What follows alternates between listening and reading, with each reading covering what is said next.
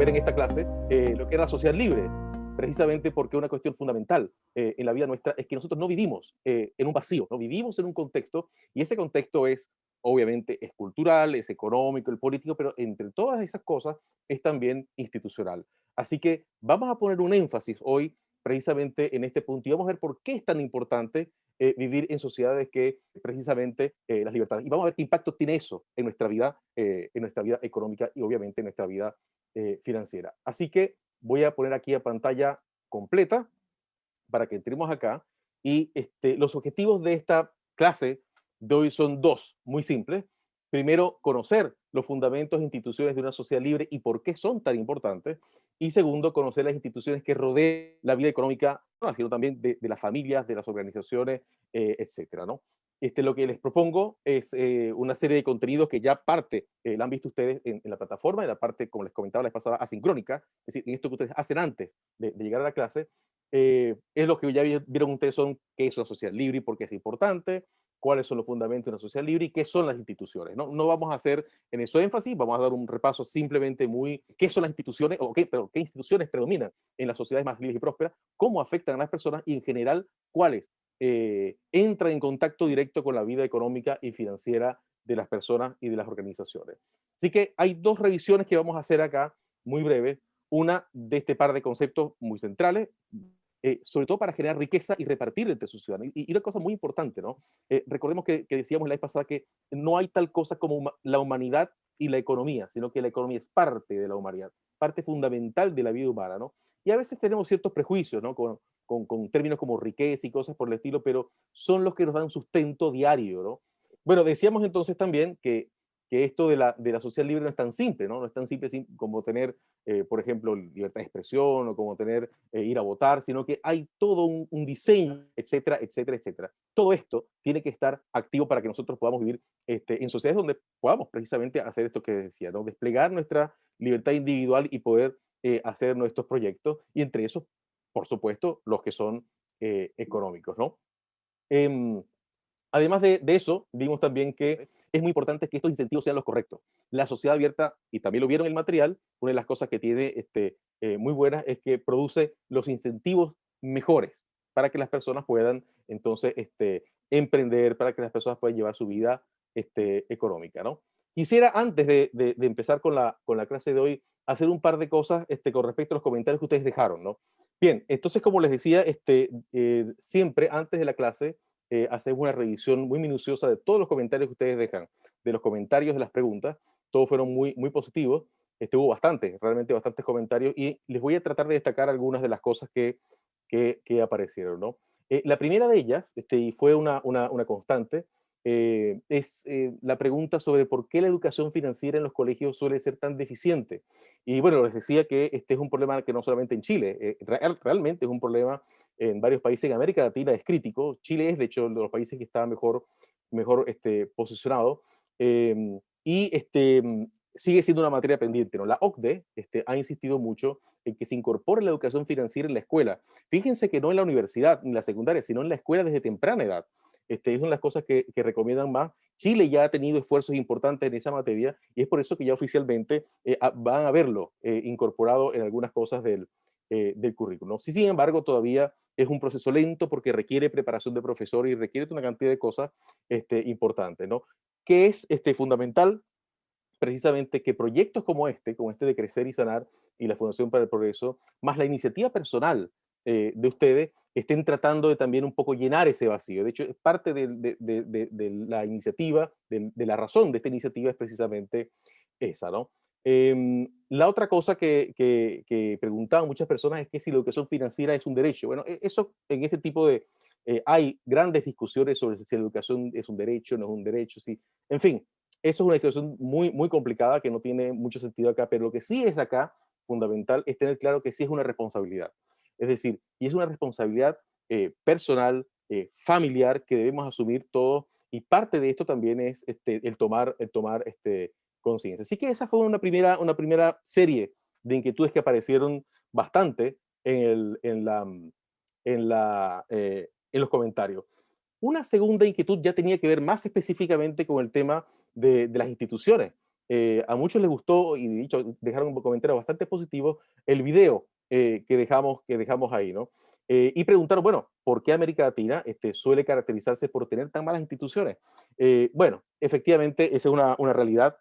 Chile ha sido excepcional en esa materia. Chile se ha despegado un poco de lo normal, de lo corriente en América Latina, y esas explicaciones históricas las ofrece el mismo libro de Acemoglu y Robinson, ¿Por qué fracasan las naciones? ¿No?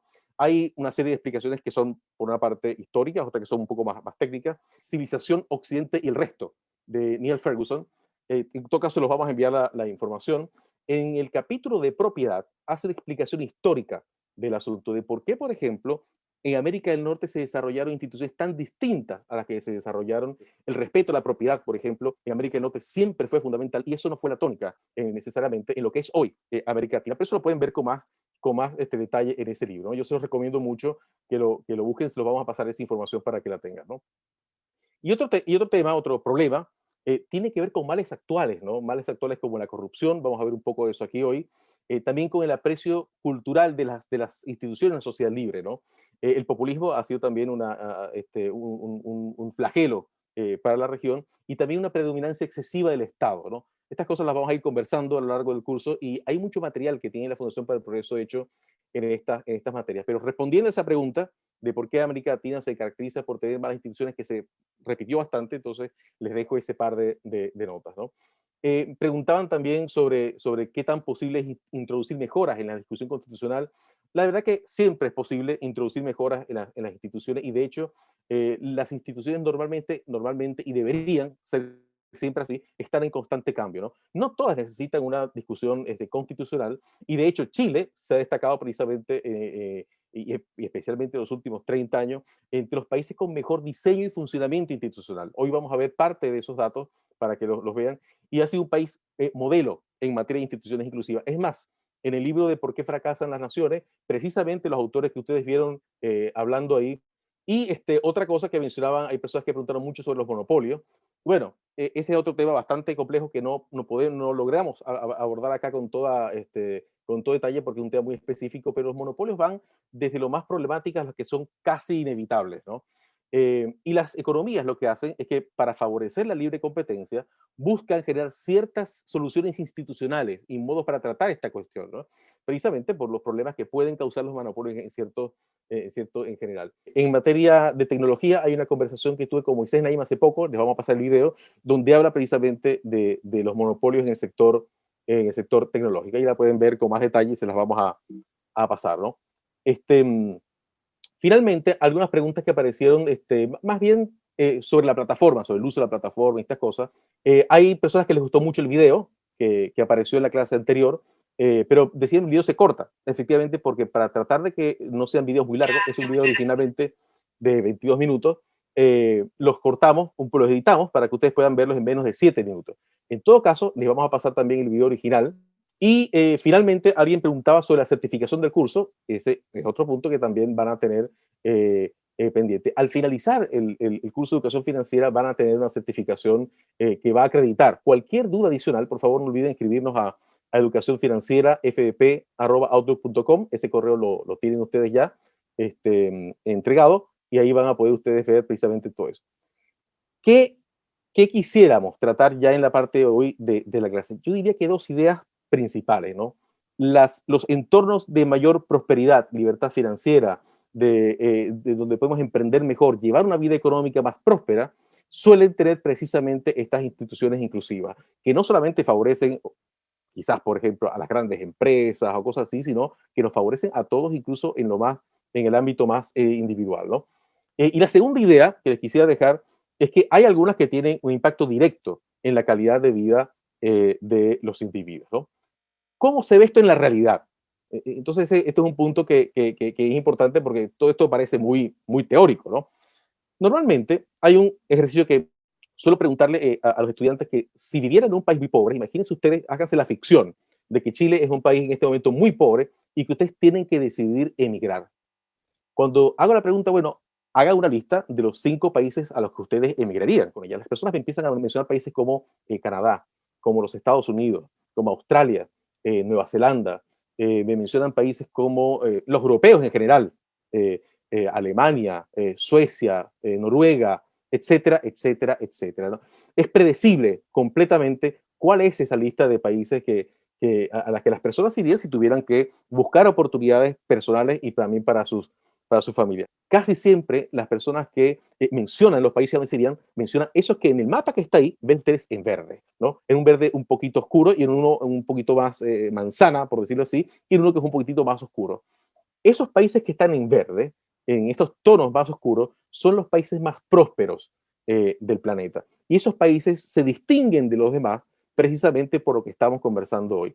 En general, por el tipo de instituciones que tienen, y eso es fundamental. Hace una diferencia tan grande, ¿ve?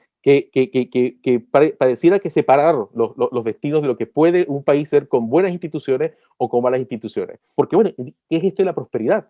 Porque la prosperidad es lo que nos toca a nosotros todos los días en el plano, en lo diario. Normalmente solemos identificar la prosperidad con la riqueza. Pensamos que cuando somos más ricos, somos más prósperos. Eso es parcialmente cierto. Podemos tener mucho dinero en un país que tiene escasez o que tiene problemas serios de seguridad o que tiene, en fin, ¿no? Hay casos que les podría mencionar. Venezuela es uno de ellos actualmente.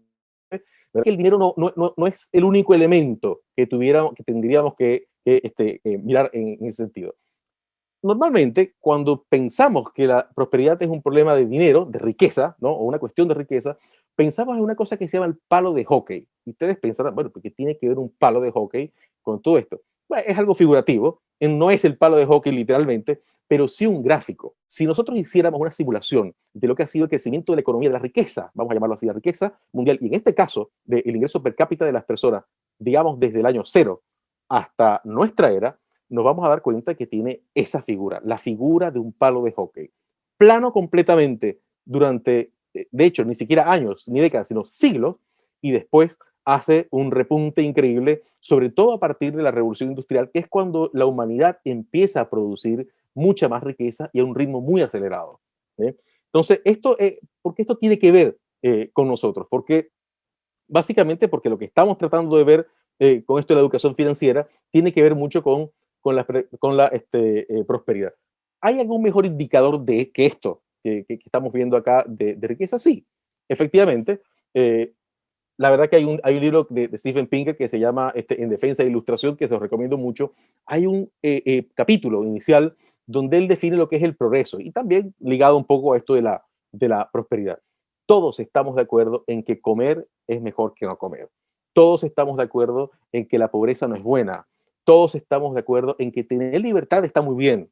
Todos estamos de acuerdo a que el conocimiento es mejor que la ignorancia, a que saber leer es mejor que no saber leer. Entonces, hay un gran consenso humano sobre estos elementos. Y hay prosperidad donde estos indicadores son mejores. Es decir, donde las personas tienen mejor salud, donde tienen mejor alimentación, donde tienen más seguridad, etcétera, etcétera, etcétera, ¿no? Y por eso, y eso nos da ciertos indicadores, que muchos los habrán escuchado ustedes por ahí, el de desarrollo humano, la mortalidad infantil, el acceso al agua potable, la seguridad, etcétera, etcétera, etcétera, porque producen este contexto favorable que necesitamos para vivir y también, por cierto, para emprender, también para invertir y para tantas de las cosas que vamos a ver en este curso, ¿no? Uno de estos, como les decía, es la pobreza que ha caído de forma increíble a lo largo de la historia y también en Chile, que ha caído en los últimos 30 y tantos años de forma impresionante. Pero hay uno que a mí me gusta mucho más que eso, ¿no? Porque siento que de alguna manera, que les estoy mostrando, que es la expectativa de vida al nacer, condensa la mayor cantidad de bondades que puede tener una sociedad para salir adelante. Las personas viven más años donde tienen mejor educación, donde tienen mejor salud, donde tienen mejor alimentación, donde no hay conflictos y guerras, donde la gente tiene mejor, en suma, mejor contexto para vivir. Así que la prosperidad podemos definirla precisamente no exactamente como riqueza, aunque la riqueza sea parte de ella, sino como la acumulación de soluciones para la vida humana, porque lo que nos rodea y lo que nos permite comprar la riqueza es precisamente nuestra salud, es precisamente nuestra educación, es precisamente la tecnología con la que estamos haciendo esto, aunque nos falle, como hoy nos falla a veces el Internet, ¿verdad? Pero nos permite vivir, educarnos y hacer todas las cosas que nos gustan hacer. Y aquí volvemos, esta salida de camino que tuvimos, entonces nos hace volver a donde deberíamos. ¿De qué depende la prosperidad? Hay discusiones sobre si eso es la cultura, si hay culturas más proclives a hacer a la prosperidad o si no, si es una cuestión de recursos, si es la geografía, si son las circunstancias, y nos lleva a preguntas que son muy provocadoras. ¿Por qué un país tan minúsculo como Luxemburgo tiene una altísima calidad de vida? ¿Por qué hay una Corea rica y una Corea pobre? La Corea del Norte muy pobre y la Corea del Sur muy avanzada y además muy tecnificada. ¿Por qué Chile era mucho más pobre antes que ahora? ¿Qué cambió? ¿Qué ocurrió en la historia de Chile que pasó esto? ¿Por qué Chile por qué Venezuela era antes más rico que ahora? ¿Por qué hay países petroleros muy ricos y otros muy pobres? Entonces, claramente, esto que estábamos diciendo no termina de responder la pregunta y aquí entonces vemos que precisamente hay más prosperidad donde existe más innovación, ingenio, oportunidades y nos conecta con estos señores otra vez, ¿no? Con los señores que nos habían hablado de por qué fracasan las naciones. Las instituciones que incentivan y crean oportunidades son mucho mejores que aquellas instituciones que bloquean las oportunidades. Donde podemos emprender y donde las personas en general pueden desplegar su creatividad y crear riqueza, entonces esas naciones tienden a ser más prósperas, pero necesitan un contexto institucional.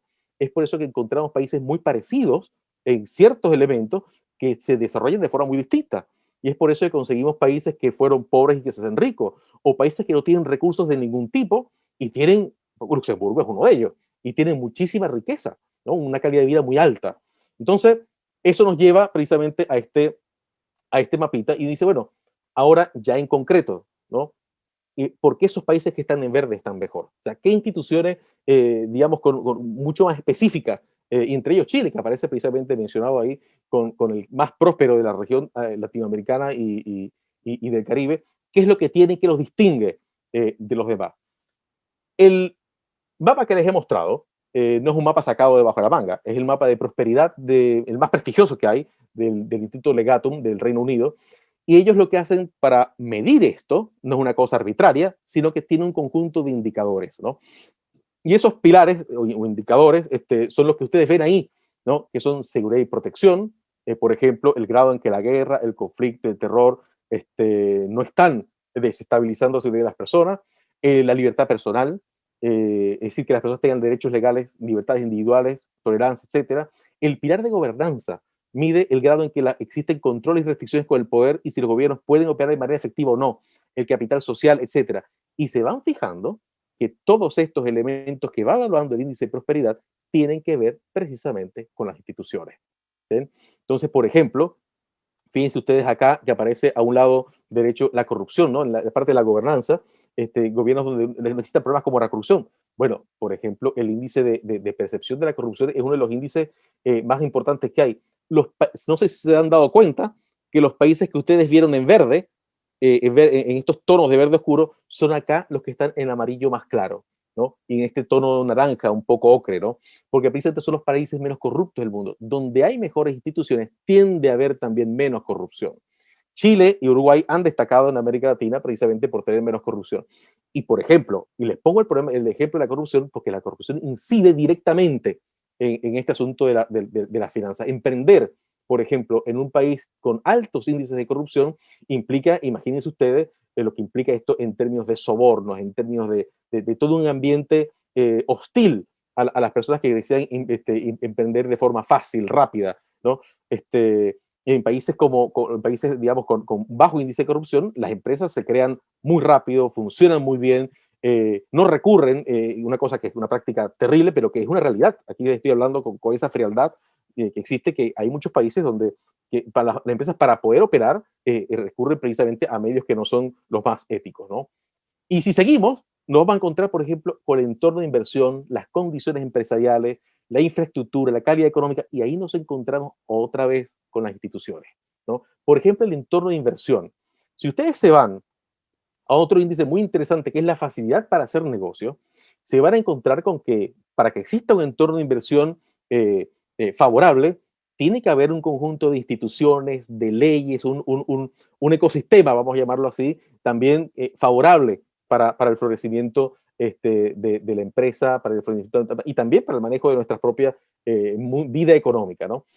Por ejemplo, este índice mide cuánto demora una empresa en abrirse, ¿no? Qué tan fácil es abrir una empresa, qué tan fácil es obtener permisos, qué tan fácil es obtener crédito, cómo es el pago de impuestos, y todo esto es institucional. Y cuando ustedes revisen, ¿no?, los resultados de estos índices, se van a encontrar con otra cosa que ya a estas alturas no es sorpresiva, ¿verdad? Que los países que ustedes vieron en verde, los más prósperos, y los que vieron también un poco en amarillo, los menos corruptos, son también los que tienden a estar acá en los primeros lugares. Nueva Zelanda, Hong Kong, Singapur, Dinamarca, Corea del Sur, en este caso, los Estados Unidos, Georgia, Reino Unido, y ustedes siguen andando más abajo y se van a encontrar también a otros países. Chile, por ejemplo, es el país que suele estar siempre en todos estos índices a la cabeza de América Latina, ¿no?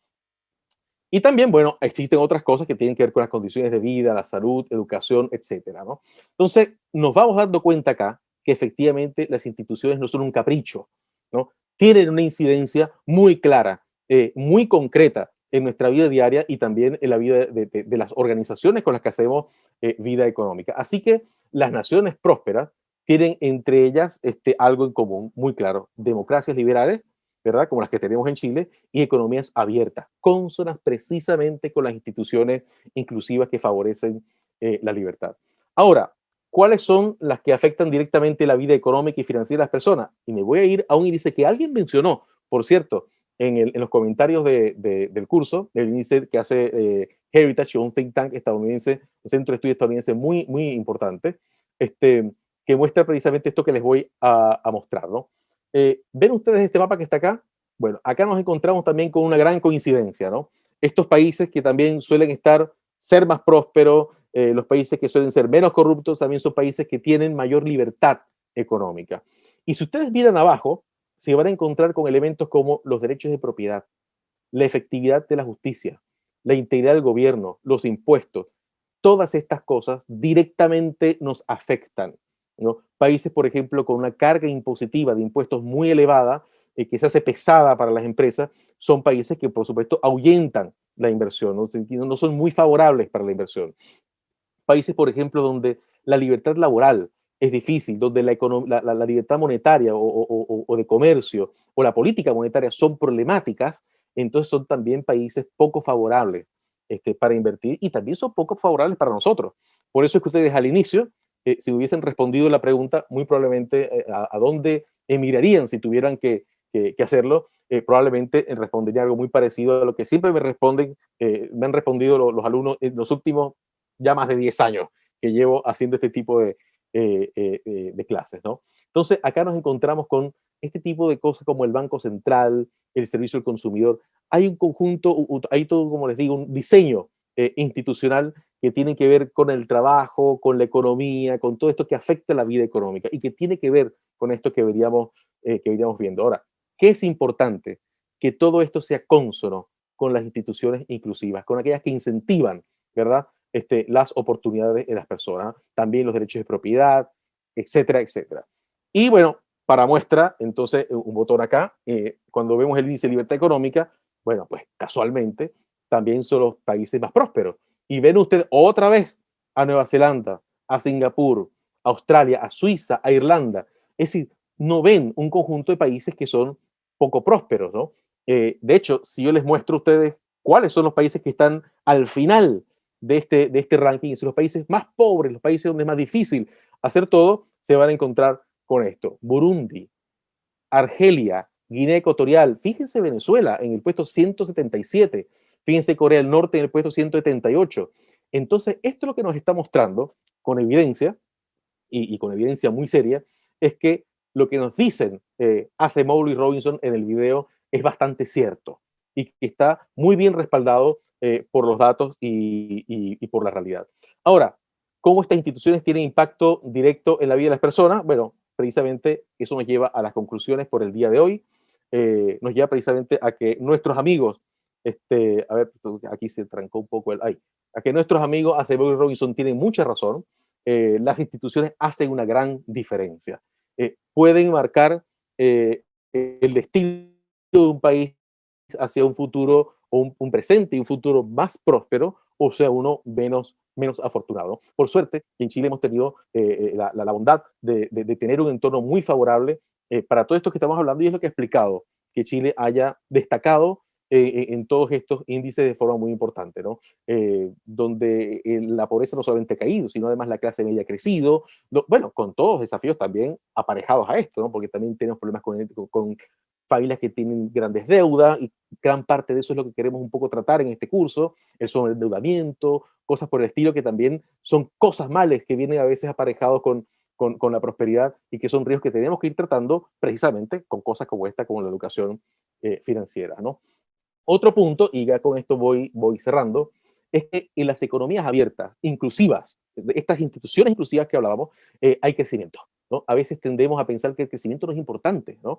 Y que, bueno, quizás lo importante va a ser distribuir o cosas por el estilo, pero es que no podemos distribuir lo que no hemos creado como riqueza. El crecimiento es fundamental precisamente para que haya riqueza y para que las personas puedan tener una mejor eh, eh, calidad de vida y más oportunidades, ¿no? Una noticia importante que apareció hace poco, de hecho esta noticia es del 11 de abril de 2011, donde hay una opinión no muy favorable al crecimiento. Muchas personas piensan que no es importante, ¿no? Y quiero destacarlo acá precisamente porque lo que nos dice, no les voy a decir los libros, no, la realidad concreta de la historia humana y nuestra realidad concreta en Chile es que el crecimiento es fundamental para que haya riqueza y para que podamos entonces llevar vidas más prósperas. Esto creo que ha sido una antesala importante para el curso de educación financiera, porque no hay educación financiera posible si no la tenemos asentada sobre estos pilares, sobre esta realidad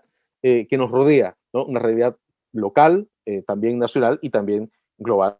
Yo espero con esto, a ver, quizás vamos a ver un poquito algunos comentarios que quieran hacer, pero me parece que si revisan esto, más los materiales que ya vieron, nos va a quedar muy claro el objetivo de la clase de hoy, que es ver por qué las instituciones son tan importantes, y qué es importante de esas instituciones. Yo les recomiendo también, y de pronto con los chicos de educación de Fundación para el Proceso podemos revisar eso. Hay mucho material que se ha creado que trata estos temas en profundidad. Es imposible verlo en profundidad acá, pero sí les puedo asegurar que lo podemos revisar.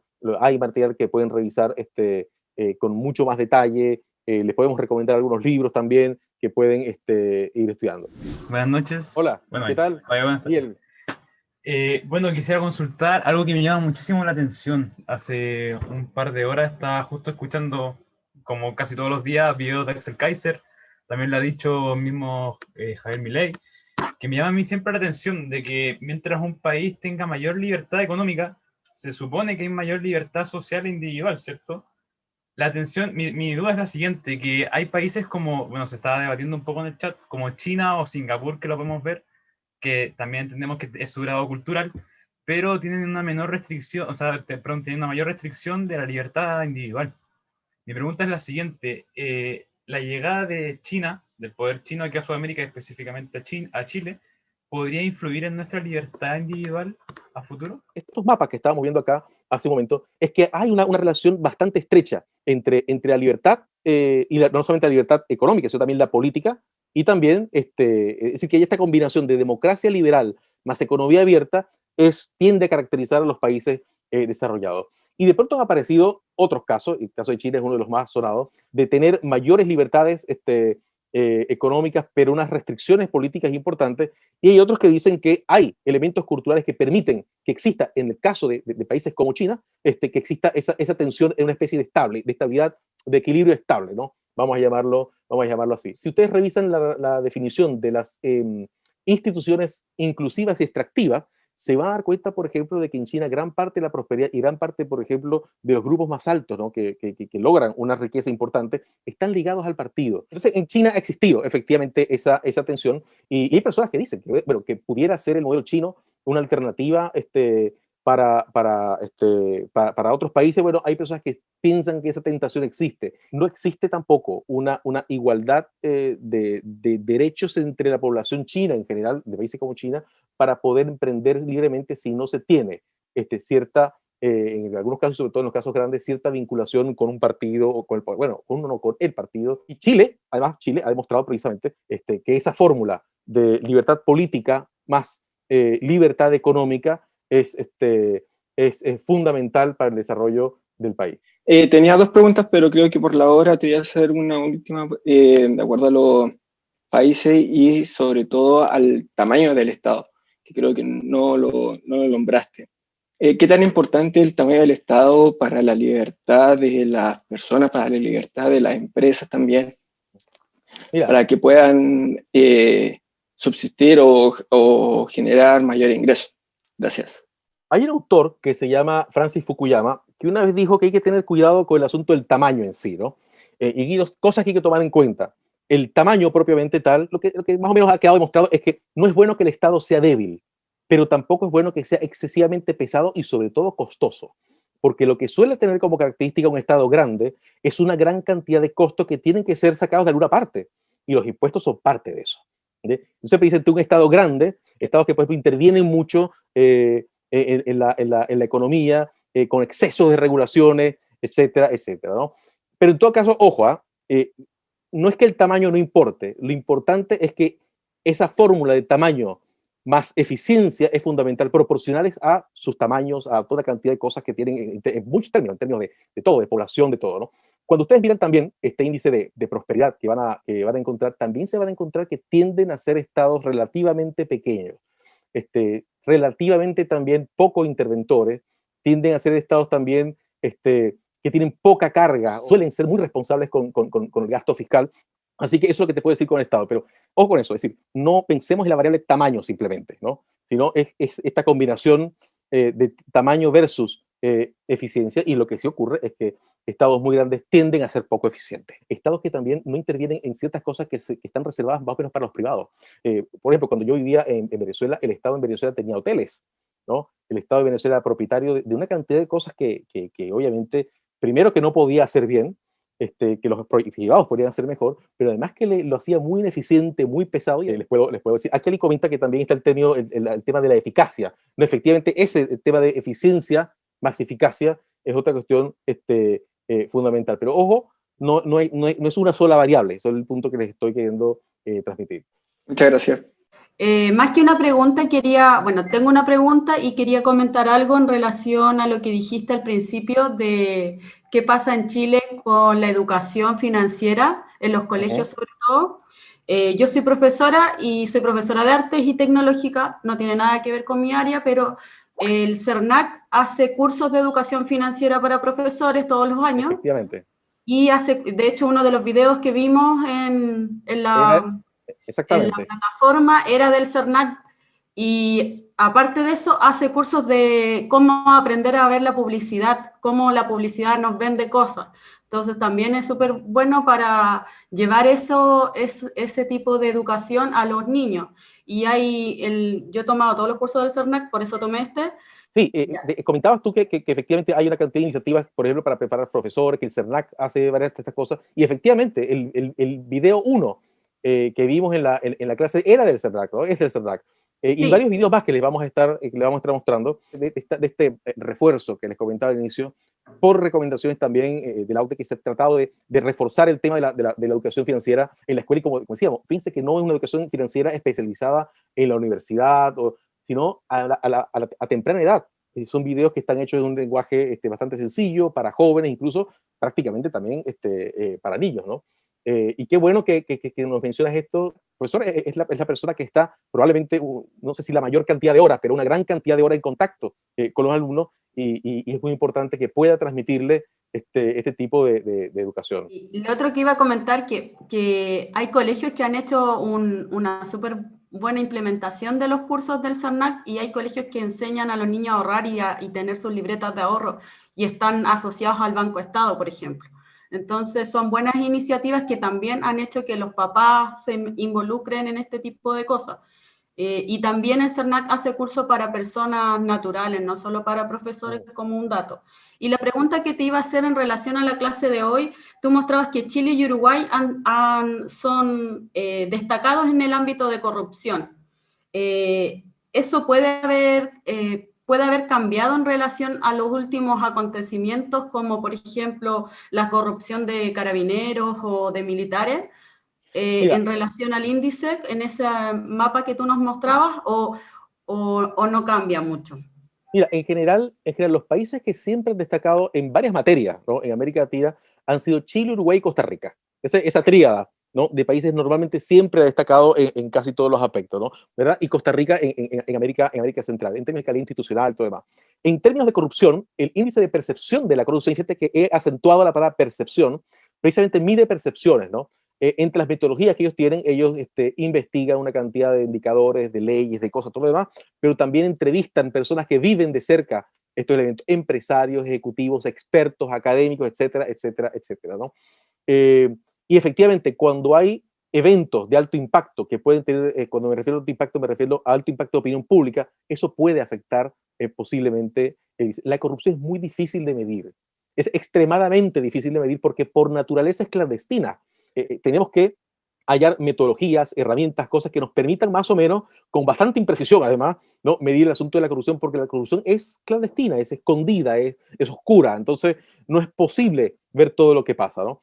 Y una cosa fundamental que destacan a Chile y a países como Chile y Uruguay es cómo funcionan las instituciones frente a la corrupción. Es decir, no es tanto el problema de que aparezcan casos, que los hay en todo el planeta, incluso en los países menos corruptos hay casos y hay veces escándalos. El asunto es cómo las instituciones reaccionan, si la justicia funciona, si hay impunidad o no hay impunidad, si hay, por ejemplo, disuasivos, es la que hace que los países estén mejor o peor evaluados. Entonces, Chile, en los últimos, yo diría que por lo menos prácticamente 15 años, no te podía dar la cifra exacta, pero los últimos, desde que estoy viendo el índice de corrupción, siempre Chile ha estado a la cabeza de América Latina, y ahora ha sido sobrepasado un poquito por Uruguay, ¿no? Uruguay ha obtenido un mejor puntaje en las últimas 2 o 3 mediciones. ¿Eh? Así que eso es lo que te puedo comentar. Gracias. Chile tiene una oficina de transparencia internacional acá, y de hecho hay un material de transparencia internacional en español. Pongan Transparencia Internacional Chile y van a encontrar bastante información sobre esos puntos que les estoy comentando. Hola, buenas noches, Rafael. Bueno, primero que todo, muchas gracias por la clase, muy interesante, los contenidos y todo. Mira, mi pregunta es en relación a lo que mencionaba sobre los países, las instituciones y todo, y tomando en cuenta que ya la evidencia, la historia, los resultados medibles, todo es tan, digamos, aplastante en relación digamos, a lo que se debe hacer en relación a la economía, a la prosperidad, la integridad de las instituciones, muchas personas están sosteniendo como separar la economía de los asuntos del Estado. De alguna forma, como alguna vez se separó la religión del Estado, digamos, separar la economía del Estado para que de alguna forma buscar alejar la economía y toda esta evidencia aplastante de los permanentes conflictos de poder que existen, digamos, en la administración de este. Yo no sé si has escuchado eso alguna vez o al menos de manera intuitiva, ¿qué podrías inferir al respecto? Gracias.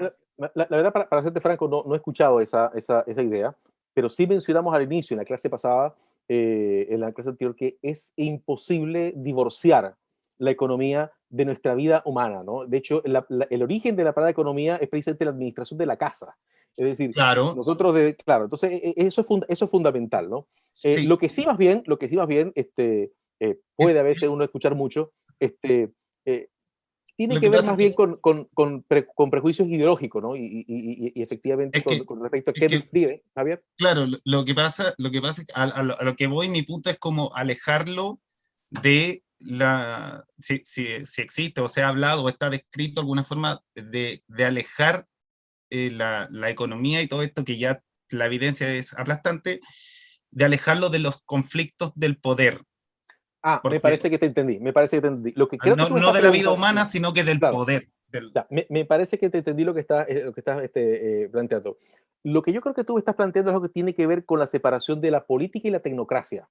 Es decir, que el manejo de la economía esté en manos fundamentalmente de expertos. Claro,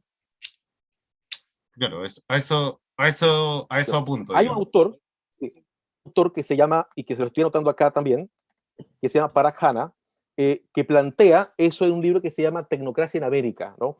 Donde él dice que el éxito de países, por ejemplo, como Suiza o Singapur, que además son muy distintos, ¿no? Y además en términos incluso de decidir político, tiene que ver con eso, ¿no? Economía. Eso no es tan fácil en todo caso, porque también otra cosa que es imposible separar de la vida humana, incluso de la economía, es la política, ¿no? Es decir, Claro. la deliberación política es fundamental en la democracia, ¿no? El gran problema creo que se presenta no tanto con la separación de política y economía, sino con que los políticos puedan ser cada vez más competentes en materia económica. Es decir, que las personas que deliberan en materia económica conozcan de lo que están hablando, y muchas veces lo que nos encontramos es discusiones donde se entremezcla mucho la ideología, los prejuicios, las pasiones a veces, y eso por supuesto contamina mucho el debate, ¿no? Y entonces aparece esta tentación o esta idea, oye, tenemos que separar la política de la economía, pero es una cosa que tampoco es fácil y yo diría que posiblemente, que quizás tampoco es posible, ¿no? Creo que una gran, no sé si solución, pero una gran cosa que me parece importante es que ojalá tengamos cada vez, en todos los países, esto no pasa en Chile, políticos más preparados en materia económica, ¿no? Eso creo que es fundamental. Entonces, me parece que ahora sí capté cuál era tu punto. Sí, muchas gracias, Rafael. Buenas noches. Gracias, Javier. Gracias a ti. Mi pregunta en sí va a, no sé, que a partir de ciertos estudios sociológicos se relaciona la religión, en especial el cristianismo, pueden ser otras, se relaciona la religión a la prosperidad en general, de cómo la cultura interpreta cómo el trabajo o cómo el trabajo funciona dentro de la sociedad o aporta a distintas sociedades.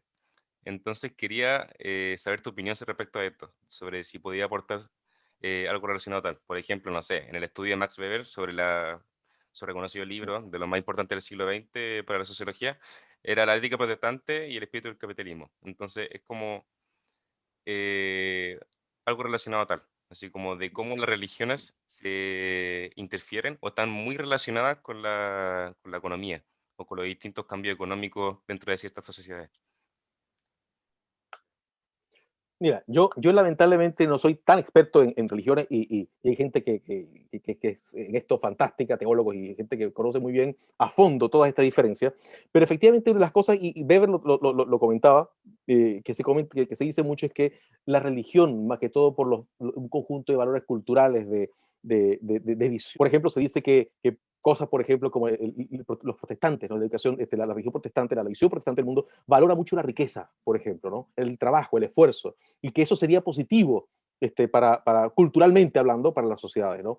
Hay otras que dicen que, por ejemplo, en el caso del catolicismo, dicen, mira, a veces de pronto el catolicismo hay una cierta, digamos, no aversión. Yo soy católico, hay otros que minimizan un poco este asunto y dicen que las instituciones son bastante más fundamentales en este asunto. Y de hecho, a Zenón y Robinson me parece que una de las cosas que no sé si, no recuerdo si van muy específicamente a ese punto, pero ellos le restan un poco de importancia al asunto cultural. Dicen que no sea importante, ¿no?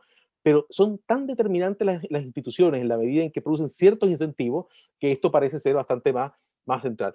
Hay religiones, por ejemplo, ¿no? Como el Islam, donde, por ejemplo, el interés es considerado haram, ¿no? O pecado, ¿no? Entonces, por eso te digo, hay un juego en ese sentido. En todo caso, Max Weber no fue el único que lo ha tocado, pero hay autores que se han dedicado, yo no tendría en este momento ningún nombre, pero que se han dedicado muy a fondo a estudiar los preceptos y comparativamente, preceptos ideológicos en el judaísmo, en el cristianismo, en el islam y en otras más, ¿no? Por ejemplo, en el caso también del judaísmo, en general, y sobre todo en sociedades tan diversas, ¿no? Donde hay inmigración, donde hay movimientos globales muy activos, ¿no? Entonces, parece que las instituciones pueden funcionar un poco como un estabilizador de todo este conjunto de diferencias. Sí, claro, a modo de comentario, súper cortito, antes de finalizar, muchísimas gracias por la respuesta, de verdad fue un aporte. Para relacionarlo en general, se relaciona que los países con mayoría protestante, como puede ser un ejemplo Estados Unidos, o los países, por ejemplo, que fueron influenciados por digamos, como por una visión más calvinista, es decir, protestante, como los países nórdicos del norte de Europa, y también se puede sumar Nueva Zelanda, Australia, generalmente son los países más prósperos. Por ejemplo, se evidencia en Europa que los países católicos, e incluso aquí en Latinoamérica, que los países con mayoría católica o con influencia muy católica desde sus raíces, y que la han mantenido como tradición a lo largo de su historia, generalmente han sido menos prósperos los países. Entonces, quizás puede interferirlo, no sé, por ejemplo, la doctrina social de la Iglesia, que aquí en Chile en un momento se popularizó mucho o se masificó mucho, y que tiene ciertas cosas, por ejemplo, no sé, relacionada a prosperidad, sobre la solidaridad y otro tipo de valores que promueven. Entonces, me parece algo interesante y como también a lo largo de la civilización anteriores, o como el judaísmo, por ejemplo, ha logrado en su civilización antes, ha promovido, al igual que el cristianismo, el fin de la esclavitud, o digamos la idea un poco más relacionada con la libertad, como en tiempo anterior. Ahora que al presente, en algunos casos no se haya practicado, no sea evidente que sea así, pueden llegar a ser excepciones. Pero a lo largo de la historia creo que esas dos religiones han promovido mucho ese tipo de ideas. Eso, Sí, muchas gracias. como te digo, toda esa discusión, de hecho, hay personas que en el caso de Europa dividen la Europa católica de Europa protestante y dice, bueno, esto explicaría, por ejemplo, que países como Italia y España tengan menos desarrollo que Alemania, los países que... Toda esa discusión existe, ¿no? Pero como la realidad siempre es más compleja, ¿no? Y contiene un conjunto de variables, entonces, claro, a veces es difícil achacarle, por decir, solamente a la religión o este Precisamente. punto. Y una cosa importante, ¿no? Porque Chile, por ejemplo, siendo un país mayoritariamente católico, Chile se despegó de América Latina, ¿no? Y básicamente en Chile funciona mucho este incentivo, vamos a llamarlo institucional, buenas políticas públicas, ¿no? Y todo un conjunto de un modelo económico que ha funcionado, hizo despegar a Chile de manera que gente decía un poco en broma y en serio, bueno, Chile se fue a América Latina, ¿no? Decían algunos, ¿no? Así que es increíble que justamente, ¿no?, en culturas distintas o culturas similares, yo creo que Exactamente. aquí Enmarcarlo como, sorry la interrupción, enmarcarlo como en algo como regla general, como mucho, incluso algunos economistas o algunos sociólogos lo hacen generalmente, yo considero que es una equivocación, pero es interesante analizar desde ciertos estudios sociológicos o analizar la sociedad de cómo esas dos variables pueden estar involucradas. Me parece algo muy interesante. claro, no, sí, muy, muy interesante. Tienen ya activo en la plataforma los materiales de la próxima clase. Así que dejen sus comentarios, sus dudas, sus observaciones y hagan las actividades porque son muy importantes para que ya vengan a clase con varios conceptos ya aprendidos. Así que bueno, muchas gracias, muy buenas noches y que descansen.